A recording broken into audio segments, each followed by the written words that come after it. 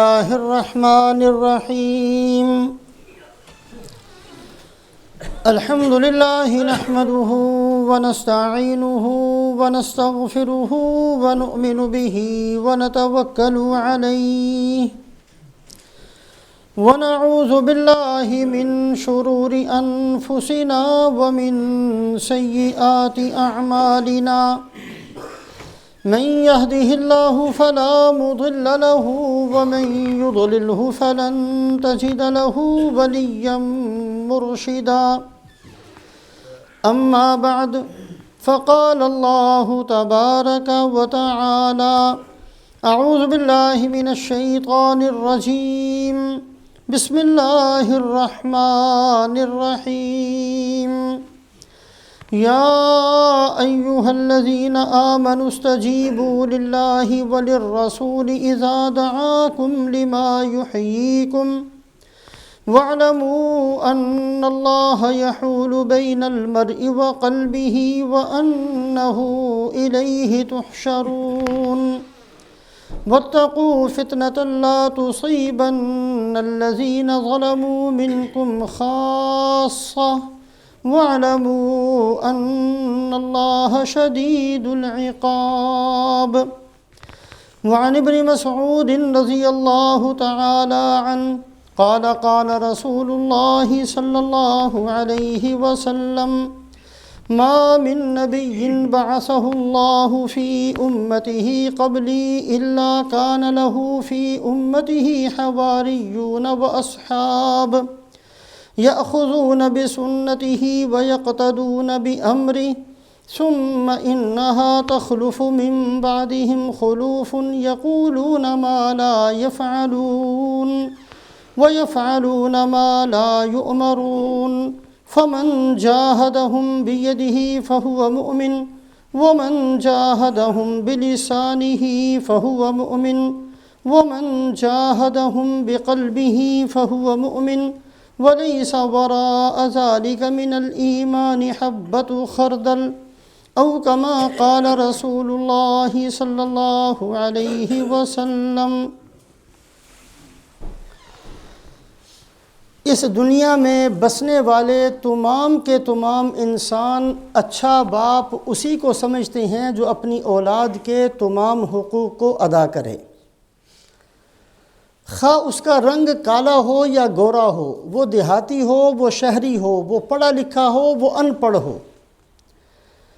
اگر کسی آدمی نے اپنی اولاد کے تمام حقوق کو ادا کیا تو تمام دنیا کے بسنے والے انسان کہیں گے یہ اچھا باپ ہے۔ اگر کوئی اولاد اپنے والدین کے سارے حقوق کو ادا کرے تو تمام دنیا کے بسنے والے فیصلہ کریں گے کہ یہ اچھی اولاد ہے۔ اگر کوئی آدمی اپنی بیوی کے تمام حقوق کو ادا کرتا ہو تو اس کو اچھا خامند کہا جائے گا۔ اگر کوئی بیوی اپنے خامند کے تمام حقوق کو ادا کرتی ہو تو اس کو اچھی بیوی کہا جائے گا۔ اگر کوئی پڑوسی اپنے پڑوسی کے تمام حقوق کا خیال رکھتا ہو تو اس کو اچھا پڑوسی سمجھا جائے گا۔ کوئی آقا اپنے ملازم کے حقوق کا خیال رکھے تو اس کو اچھا آقا کہا جائے گا۔ کوئی ملازم اپنے آقا کے حقوق کا خیال رکھے تو اس کو اچھا ملازم سمجھا جائے گا۔ یہ ساری دنیا کے انسان اس پر متفق ہیں۔ بالکل اسی طریقے سے اللہ کی نگاہ میں رسول پاک علیہ السلام کا بہترین اور اچھا امتی اسی کو سمجھا جائے گا جو رسول پاک علیہ السلام کے حقوق کو ادا کرے۔ صرف نام لینے سے حق ادا نہیں ہوتا، صرف آپ کی شان میں قصیدے پڑھ دینے سے حق ادا نہیں ہوتا۔ اس بات کو سامنے رکھتے ہوئے اللہ رب العزت نے اس امت پر ایک بہت بڑا جو احسان کیا ہے کہ قرآن پاک کے اندر 88 جگہ پر اللہ پاک نے براہ راست اس امت کو خطاب کیا۔ کسی امت کے ساتھ یہ معاملہ نہیں تھا، اللہ حکم دیتے تھے، نبی کو دیتے تھے، پھر نبی اپنی امت کو بتایا کرتے۔ اس امت کے ساتھ اس امت کی شان کو بیان کرنے کے لیے اللہ پاک نے خاص طور سے 88 جگہ پر یا ایھا الذین آمنو کہہ کر خطاب کیا. اے ایمان والو، اللہ تم سے خطاب کر رہے ہیں. اور یا ایھا الذین آمنو کہہ کر جو خطابات کیے ہیں اس میں جیسے اللہ پاک اپنے حق کو بیان کرتے ہیں کہ اے ایمان والو میرا یہ حق ہے، تم نے اس کو ادا کرنا ہے، بالکل اسی انداز سے اللہ پاک رسول پاک علیہ الصلاۃ کے حقوق کو بھی اسی انداز سے بیان فرماتے ہیں. سیرت طیبہ کا ایک بہترین پہلو یہ بھی ہے، جہاں اللہ پاک قرآن میں حکم دیتے ہیں یا ایھا الذین آمنوا اتقوا اللہ حق تقاتہ، اے ایمان والو اللہ کا حق ہے کہ صرف اللہ سے ڈرا جائے، کسی اور سے نہ ڈرا جائے. اللہ سے ڈرو جیسے ڈرنے کا حق ہے، یہ اللہ پاک اپنا حق بیان فرماتے ہیں. جو مسلمان ہوگا، جو ایمان والا ہوگا، اس کے ذمہ ہے کہ اللہ کا یہ حق ادا کرے. یا ایھا الذین آمنوا اذکروا اللہ ذکرا کثیرا، اللہ اپنا حق بیان فرماتے ہیں کہ اے ایمان والو اللہ کو کثرت سے یاد کیا کرو، یہ اللہ کا حق ہے. یا ایھا الذین آمنوا اذکروا نعمت اللہ علیکم، اے ایمان والو اللہ نے جو تمہارے پاس نعمتیں بھیجی ہیں، احسانات کیے ہیں، اس کو یاد کرو، یہ اللہ کا حق ہے. اللہ فرماتے ہیں یا ایھا الذین آمنوا کونوا قوامین للہ، اے ایمان والو اللہ کے لیے کھڑے ہونے والے بن جاؤ. دیکھنے والا سمجھے کہ یہ اللہ کا بندہ ہے، یہ اللہ کی ماننے والا ہے، یہ اللہ کے لیے محبت رکھنے والا ہے، یہ اللہ کے لیے کسی سے بغض رکھنے والا ہے، یہ اللہ کے لیے جاگنے والا، اللہ کے لیے سونے والا، اللہ کے لیے کھانے والا، اللہ کے لیے زندگی گزارنے والا. یا ایھا الذین آمنوا کونوا قوامین للہ، یہ اللہ کا حق ہے. تو اللہ رب العزت نے قرآن پاک کے اندر جہاں یا ایھا الذین آمنوا کہہ کر اپنے بہت سے حقوق کو بیان کیا ہے کہ دیکھو میرا حق ہے، تم نے ادا کرنا ہے، وہاں اللہ رب العزت یا ایھا الذین آمنوا کہہ کر سرکار دو جہاں حضرت محمد صلی اللہ علیہ وسلم کے حق کو بھی بیان فرماتے ہیں. اگر ایک آدمی امتی ہونے کا دعوے دار ہے، اگر ایک آدمی رسول پاک علیہ السلام کے غلاموں کی فہرست میں اپنا نام لکھوانا چاہتا ہے، اللہ فرماتے ہیں اے ایمان والو ہمارے محبوب حضرت محمد صلی اللہ علیہ وسلم کا حق ہے تمہارے ذمے کہ اس کو ادا کرو. یا ایھا الذین آمنوا استجیبوا للہ وللرسول اذا دعاکم، اللہ پاک نے ایک حق بیان فرمایا رسول پاک علیہ السلام کا کہ اے ایمان والو جب بھی ہمارے محبوب صلی اللہ علیہ وسلم بلائیں فوری طور پر لبیک کہہ کر موجود ہو جاؤ، حاضر ہو جاؤ. یہ سورہ انفال کی آیت نمبر 24 ہے. قرآن پاک کی تفسیر کے اندر اس بات کو بہت زیادہ سامنے رکھا جاتا ہے کہ کسی بھی آیت شریفہ کو سمجھنے کے لیے پہلی آیات کو بھی پڑھا جاتا ہے، بعد کی آیات کو بھی پڑھا جاتا ہے، پھر اس آیت شریفہ کا معنی اور مفہوم انسان سمجھ سکتا ہے. آیت نمبر 24 سورہ انفال اللہ نے شروع فرمائی. شروع کرنے کے بعد اللہ پاک نے غزوہ بدر کو ذکر فرمایا. غزوہ بدر کے اندر اللہ فرماتے ہیں کہ تم نہیں جانا چاہتے تھے، ہم نے نکالا. اللہ پاک نے ایک نعمت ذکر فرمائی.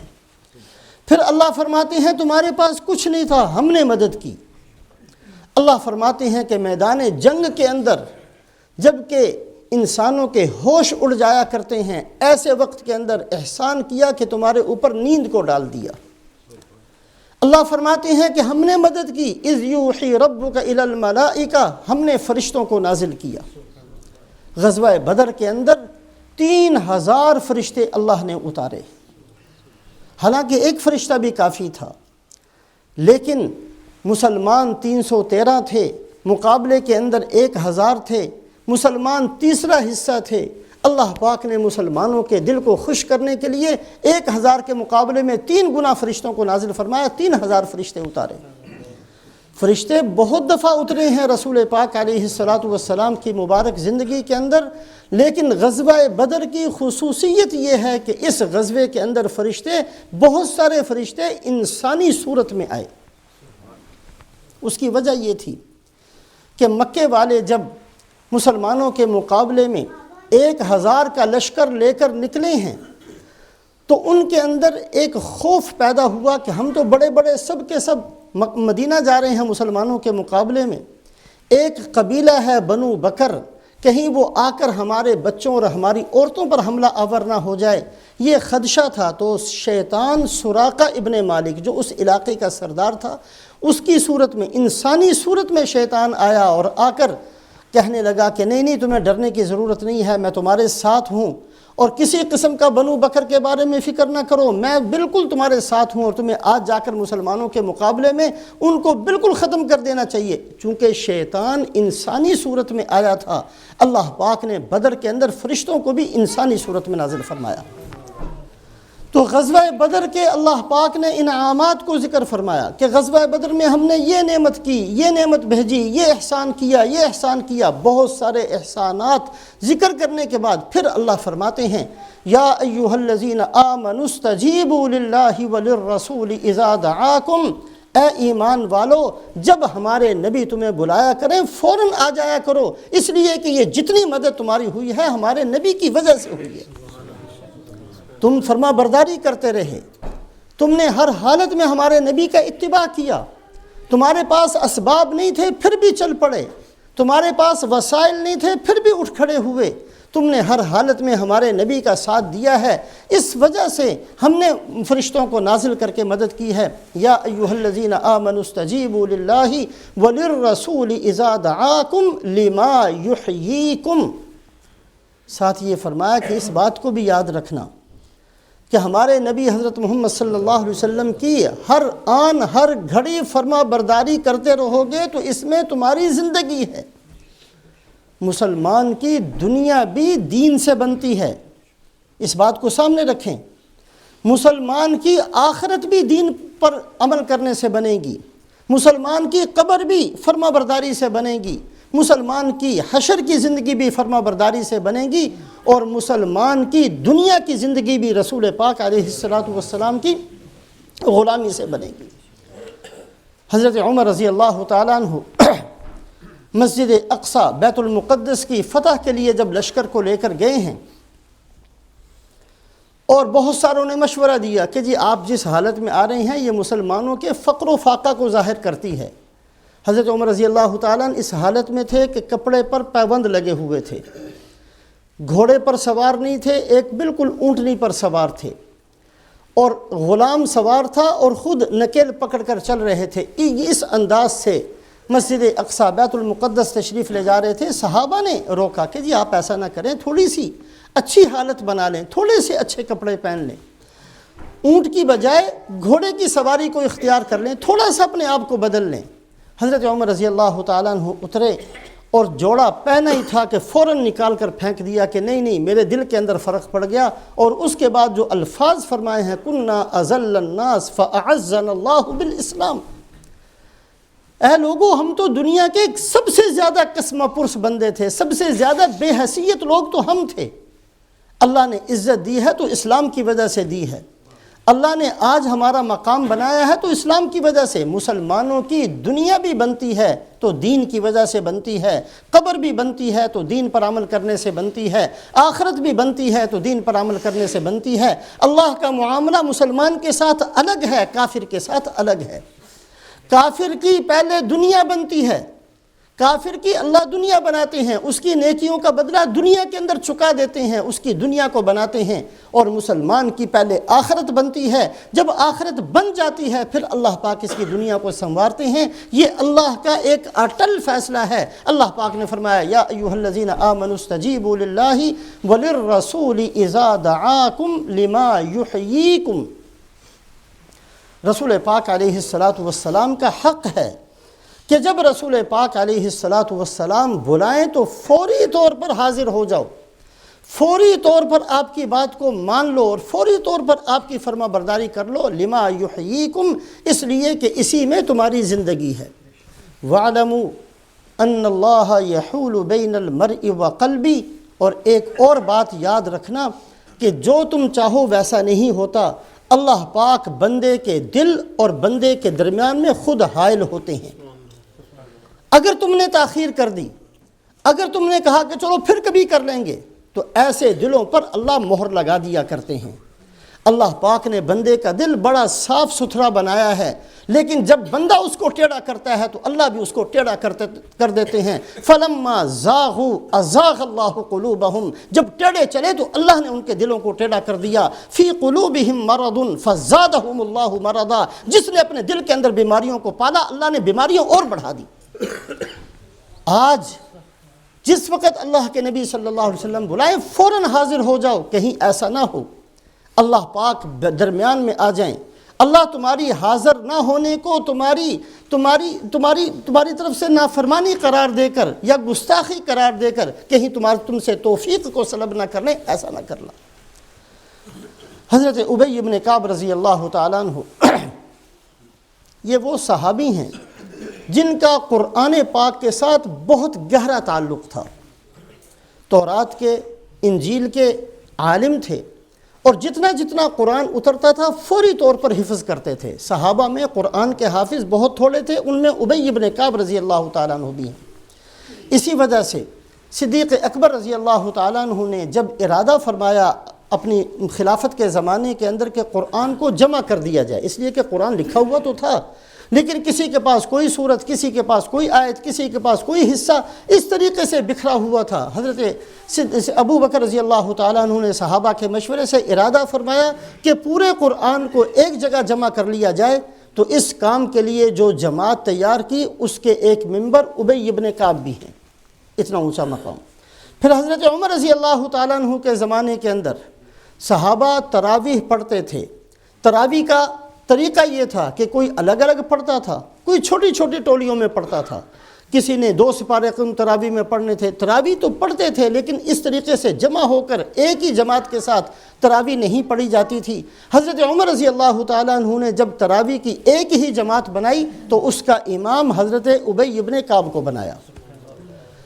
حضرت عثمان رضی اللہ تعالیٰ عنہ کا زمانہ آیا تو قرآن پاک جمع تو ہو چکا تھا، اور مختلف لوگوں کے پاس چونکہ بہت سارے قبیلے اسلام میں داخل ہو گئے، ضرورت محسوس کی گئی کہ ایک قرآن سرکاری طور پر لکھ کر اس کی کاپیاں بنا کر بھیجی جائے تاکہ اس میں کسی قسم کا کوئی رد و بدل نہ ہو۔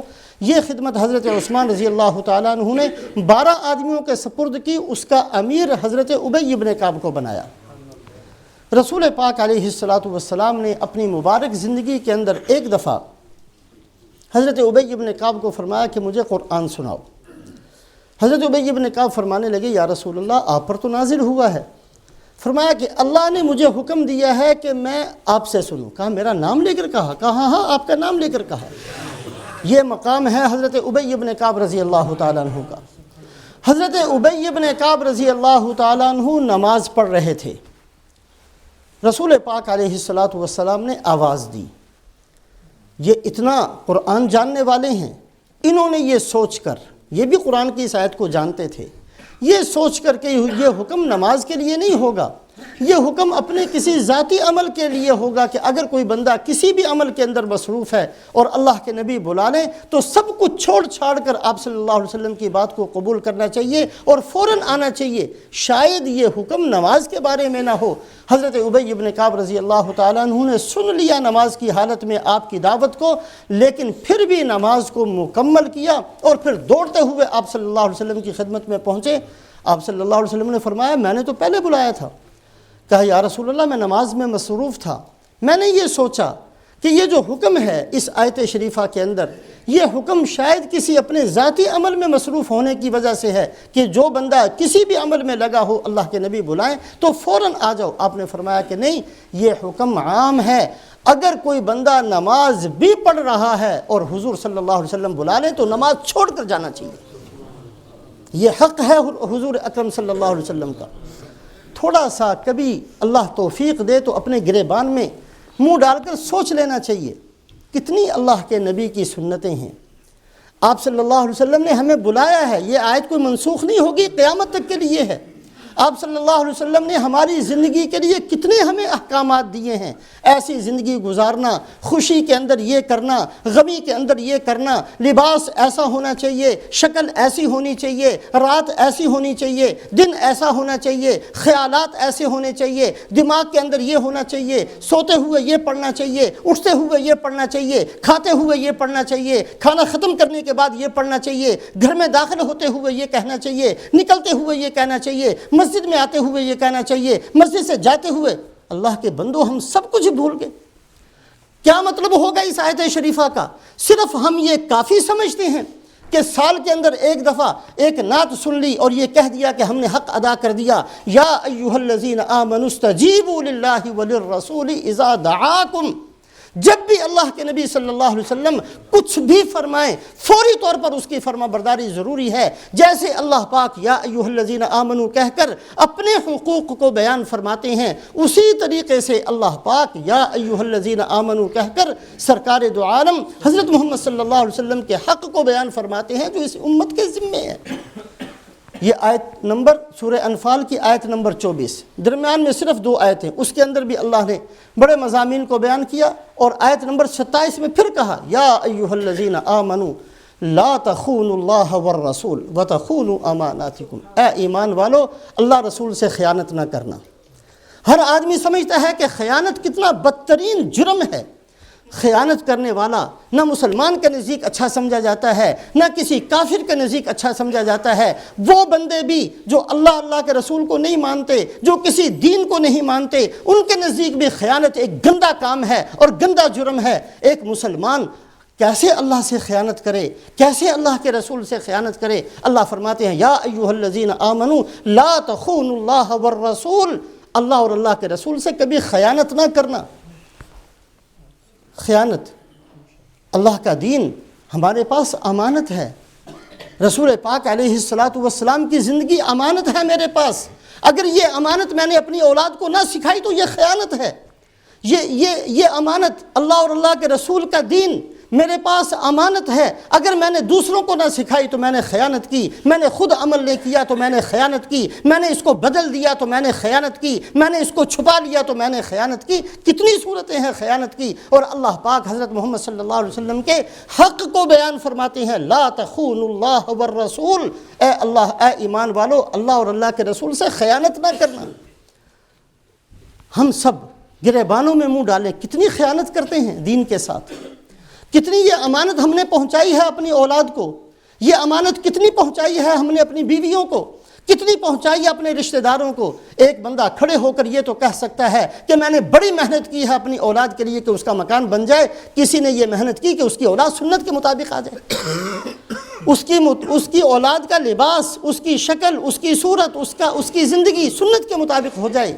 یہ خیانتیں ہیں جو آج ہماری زندگی کا حصہ بن چکی ہیں. اللہ رب العزت نے قرآن پاک کے اندر جہاں سیرت کے اور بہت سارے پہلو ہیں، ایک پہلو ان حقوق کو بیان فرمایا اور انداز وہی اختیار فرمایا جو اپنے حق کو بیان کرتے ہوئے کہا یا ایھا الذین آمنوا اتقوا اللہ حق تقاتی. اے بندو، میرا حق ہے، اللہ فرماتے ہیں کہ صرف مجھ سے ڈرو. اسی طریقے سے اپنے نبی کے حق کو بیان فرمایا یا ایھا الذین آمنوا استجیبوا للہ وللرسول یا ایھا الذین آمنوا لا تخونوا اللہ والرسول. اللہ اور اللہ کے رسول سے خیانت نہ کرنا. ایک اور آیت شریفہ کے اندر اللہ فرماتے ہیں یا ایھا الذین آمنوا لا تکونوا کالذین آذوا موسیٰ. اے ایمان والو، ان بندوں کی طرح نہ بن جانا جنہوں نے ہمارے پیغمبر حضرت موسیٰ علیہ السلام کو تکلیف پہنچائی. اللہ پاک نے سب سے زیادہ حضرت موسیٰ علیہ السلام کا قصہ، حضرت موسیٰ علیہ السلام کا نام قرآن میں ذکر کیا. کسی اور نبی کا نام اتنا نہیں ہے، اس لیے کہ ایک عجیب قسم کی مصیبت حضرت موسیٰ علیہ السلام نے برداشت کی تھی. حضرت آدم علیہ السلام سے لے کر رسول پاک علیہ السلام تک جتنے بھی، حضرت موسیٰ علیہ السلام تک جتنے بھی انبیاء علیہم الصلوات والتسلیمات تشریف لائے، بندے 2 طرح کے ہوتے تھے، ماننے والے، نہ ماننے والے. جو ماننے والے ہیں وہ 100% ماننے والے ہیں، جو نہیں ماننے والے وہ 100% نہیں ماننے والے. حضرت نوح علیہ السلام کے 80-82 آدمیوں نے مانا لیکن پورا مانا. حضرت ابراہیم علیہ السلام کو جس نے مانا پورا مانا. حضرت ہود علیہ السلام کو جس نے مانا پورا مانا، حضرت صالح علیہ السلام کو جس نے مانا پورا مانا، حضرت لوط علیہ السلام کو جس نے مانا پورا مانا، جس نے نہیں مانا اس نے بالکل نہیں مانا۔ حضرت موسیٰ علیہ السلام واحد پہلے نبی ہیں دنیا کے اندر کہ جن کو ماننے والوں نے ستایا۔ کہتے بھی ہیں ہم مانتے ہیں پھر بھی ستاتے ہیں۔ عجیب عجیب قسم کے مطالبے بنی اسرائیل نے کیے۔ یہ کہنے والے ارنا اللہ جہرتن، اے موسیٰ اللہ کو ہماری آنکھوں سے دیکھیں گے پھر آپ کی بات مانیں گے۔ یہ کس نے کہا تھا؟ یہ انہوں نے کہا تھا جنہوں نے لا الہ الا اللہ موسیٰ کلیم اللہ پڑھ چکے تھے۔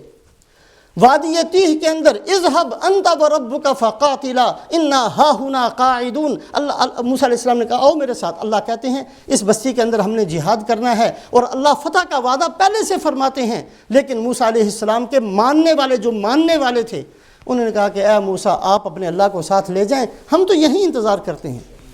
یہ کس نے کہا؟ یہ ماننے والوں نے کہا جن کا دعویٰ تھا کہ ہم ماننے والے ہیں۔ لن نصبر على طعام واحد فادع لنا ربك يخرج لنا مما تنبت الارض من بقلها وقثائها وفومها وعدسها وبصلها۔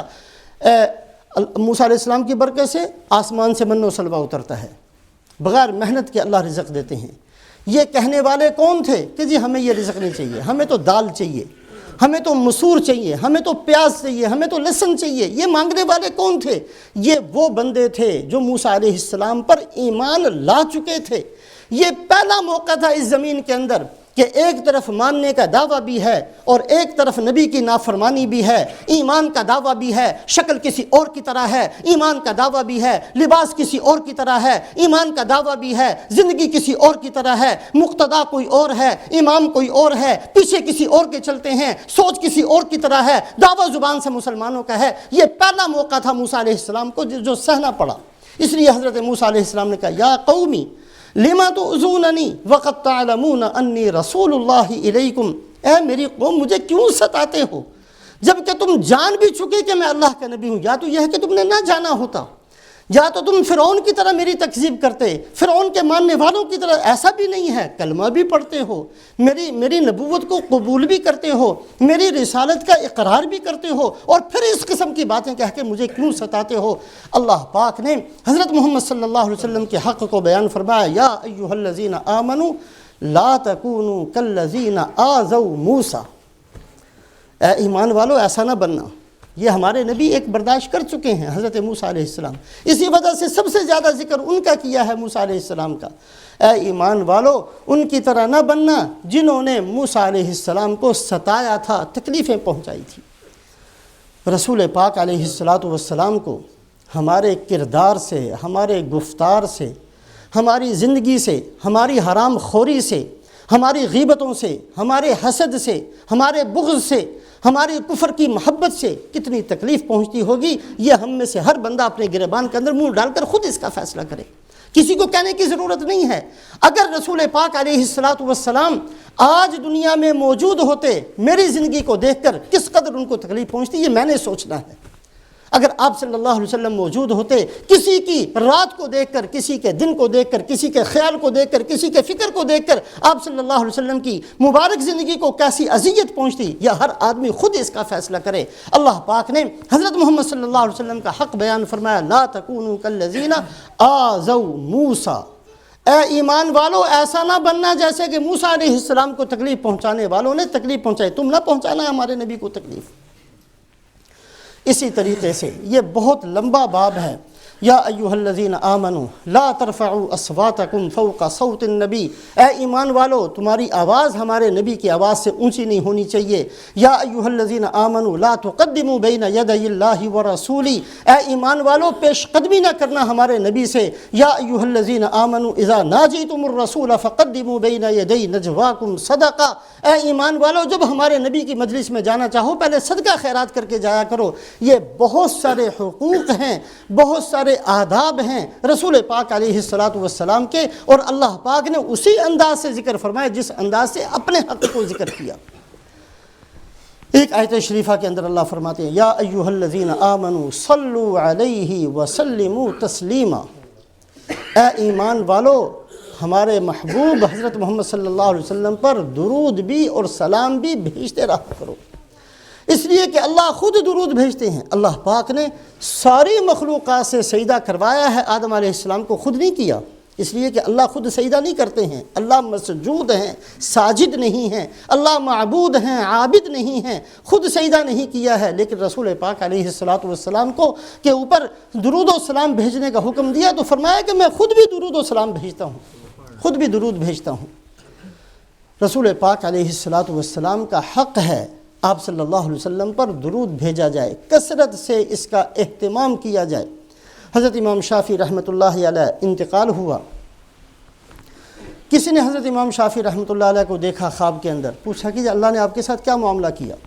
کہا اللہ پاک نے میرے اوپر ایسی انعامات کی بارش برسائی جیسے دلہن پر بارش کی جاتی ہے، اور میرے لیے جنت کو ایسا آراستہ اور سجایا گیا جیسے کہ دلہن کو سجایا جاتا ہے، اور مجھ سے یہ کہا گیا کہ یہ آپ نے خدمتیں تو دین کی بہت ساری کی ہیں، لیکن ایک درود شریف جو بہت کثرت سے پڑھا کرتے تھے، اللہم صلی علی سیدنا محمد کلما ذکرہ الذاکرون وغفل عن ذکرہ الغافلون، اس درود شریف کی برکت سے ہم نے آپ کا یہ اکرام کیا ہے۔ ایک موٹی سی بات، بہت اہم قسم کی بات ہم سب کے سب سامنے رکھیں، اللہ اور اللہ کے رسول صلی اللہ علیہ وسلم سے زیادہ قدردان کوئی نہیں ہے۔ بندہ چھوٹا سا بھی عمل کرتا ہے بڑی قدر فرماتے ہیں، کسی عمل کی بے قدری نہیں کی جاتی اللہ کے دربار میں، اور رسول پاک علیہ السلام کے دربار میں کسی محبت کی بے قدری نہیں ہے، بڑی قدردانی ہوتی ہے اللہ کے دربار میں بھی اور رسول پاک علیہ السلام کے دربار میں بھی۔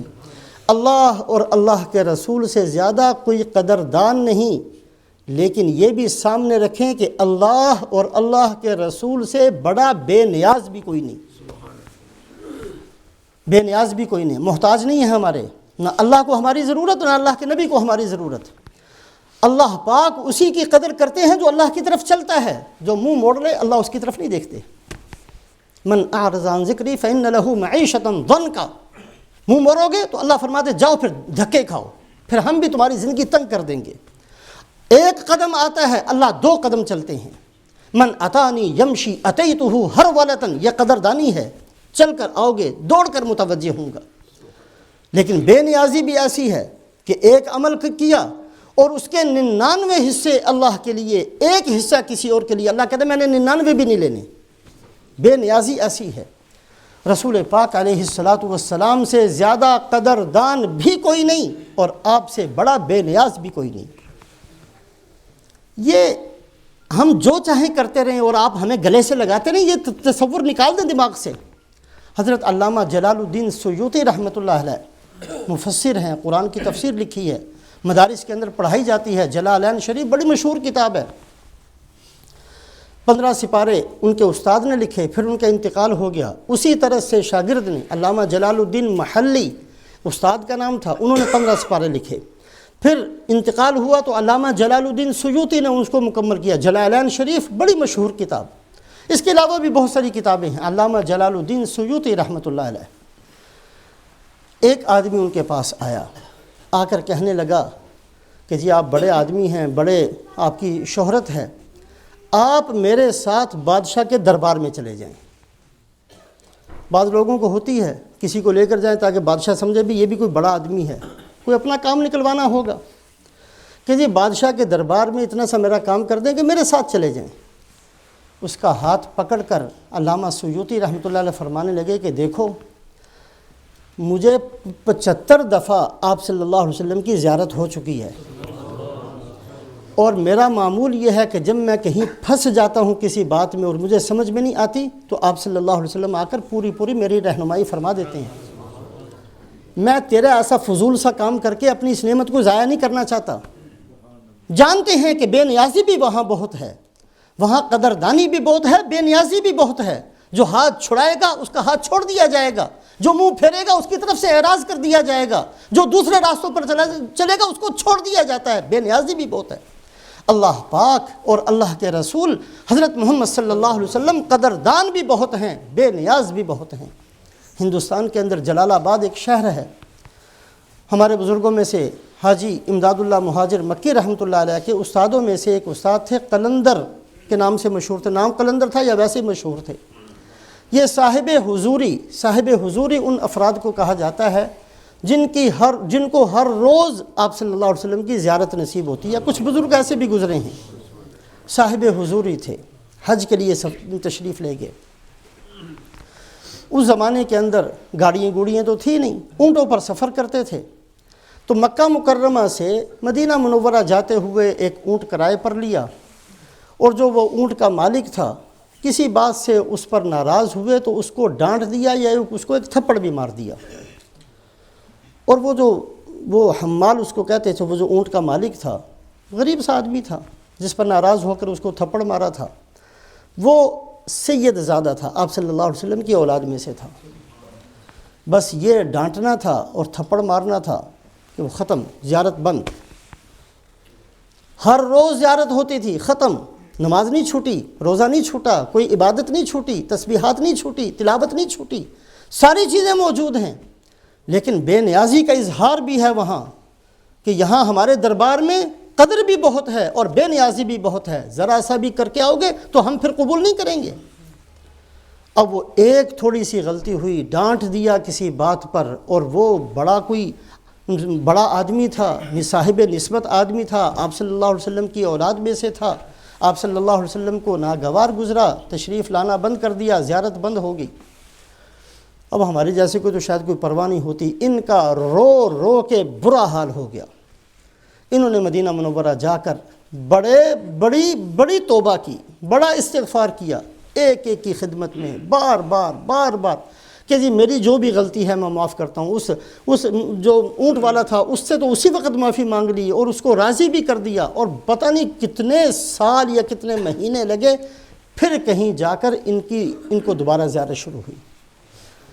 اللہ اور اللہ کے رسول صلی اللہ علیہ وسلم قدردان بہت بڑے ہیں، کوئی ان سے بڑا قدردان نہیں ہے۔ ذرہ لے کر جائے بڑھا کر اجر دیتے ہیں، بڑھا چڑھا کر دیتے ہیں۔ کھجور کے دانے کے برابر اللہ کے دربار میں اللہ کو خوش کرنے کے لیے صدقہ کیا جائے۔ فرمایا کہ میں اس کو ایسے پالتا ہوں جیسے تم میں سے کوئی اپنے گھوڑے کے بچے کو پالتا ہے۔ عربوں کے اندر گھوڑوں کے بچوں کو اپنے بچوں کو چھوڑ کر ان کی پرورش کی جاتی تھی، اس لیے کہ کام بہت آتے تھے۔ تو رسول پاک علیہ الصلاۃ والسلام نے وہی مثال دی کہ اللہ پاک تمہارے صدقات اور خیرات کی اتنی قدر کرتے ہیں، ایسے اس کو بڑھاتے اور پالتے ہیں جیسے تم میں سے کوئی آدمی اپنے گھوڑے کے بچوں کو پالتا ہے، یہاں تک کہ جب اللہ کے پاس پہنچے گا تو وہ کھجور کا دانہ نہیں، احد پہاڑ کے برابر بن چکا ہوگا۔ بڑی قدر کرتے ہیں اللہ پاک بھی اور رسول پاک علیہ الصلاۃ والسلام بھی۔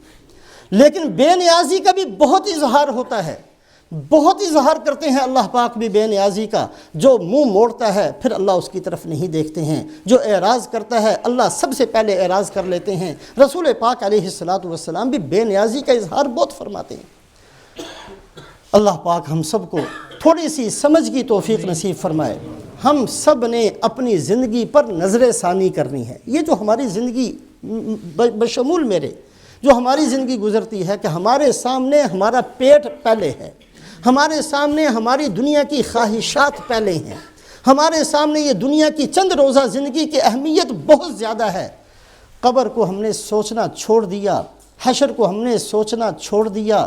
رسول پاک علیہ الصلاۃ والسلام کے سامنے کھڑے ہونا ہے، کس منہ سے کھڑے ہونا ہے، کیسے ہم دیکھیں گے کہ آپ ہمیں دین لے کر آئے، دے کر تشریف لائے، ستیہ ناش کر دیا، ہم نے آپ کی سنتوں کو خراب کیا، ہم نے آپ کی سنتوں کو چھوڑا، کبھی آنسو نہیں نکلے، کبھی پریشانی نہیں ہوئی، کبھی نیند نہیں اڑی، کبھی بھوک ختم نہیں ہوئی، کبھی ہم نے اپنا سر دیوار کے ساتھ نہیں مارا، کبھی پریشانی نہیں ہوئی کہ ہم کیا کر رہے ہیں، اسی طرح کھلکھلاتے ہوئے مر گئے اور چلے گئے دنیا سے، سارا دن پاؤں کے نیچے رکھ کے پھر بھی ہم نے زندگی گزار لی۔ کس منہ سے رسول پاک علیہ الصلاۃ والسلام کے سامنے ہمارا کھڑا ہونا ہوگا، کس طریقے سے ہم درخواست کریں گے یا رسول اللہ ہماری مدد فرمائیے، یا رسول اللہ ہمیں بھی حوض کوثر میں سے پانی دیجئے۔ ہم کیا کر کے جا رہے ہیں؟ میں نے اور آپ نے اپنی زندگیوں پر نظر ثانی کرنی ہے، دیکھنا ہے کہ ہم نے کس راستوں پر چلنا شروع کیا ہے۔ جن راستوں پر ہم چل رہے ہیں اس کا انجام وحشتناک گڑا ہے، اس کا انجام ہلاکت ہے، اس کا انجام بربادی ہے، اس کا انجام دنیا اور آخرت کی ذلت ہے، اس کے علاوہ کچھ نہیں ہوتا۔ ان راستوں پر چلتے ہوئے کبھی بھی کوئی امت پنپنی نہیں ہے، کبھی کسی کو عزت نہیں ملی ہے۔ عزت ملی ہے تو اللہ کی فرما برداری میں، عزت ملی ہے تو سرکار دو عالم حضرت محمد صلی اللہ علیہ وسلم کی غلامی میں۔ جس نے یہ تاج اپنے سر پر رکھا، اللہ اور اللہ کے نبی نے بڑی قدر کی ہے۔ تو اللہ پاک مجھے بھی توفیق نصیب فرمائے، آپ حضرات کو بھی، کہ ہم اپنی زندگیوں کے بارے میں سوچیں اور جو صحیح راستہ ہے اس پر آ جائیں اور اس پر چلنا شروع کریں۔ خواہ ہماری رفتار آہستہ ہو یا تیز ہو، لیکن ہماری منزل ہمارے سامنے ہو، ہمارا راستہ درست ہو، ہم جس راستے پر چل رہے ہیں اس راستے کے اندر کوئی کجی نہ ہو، ہم سیدھے راستے پر چلنے والے بنیں۔ اللہ ہم سب کو توفیق نصیب فرمائے۔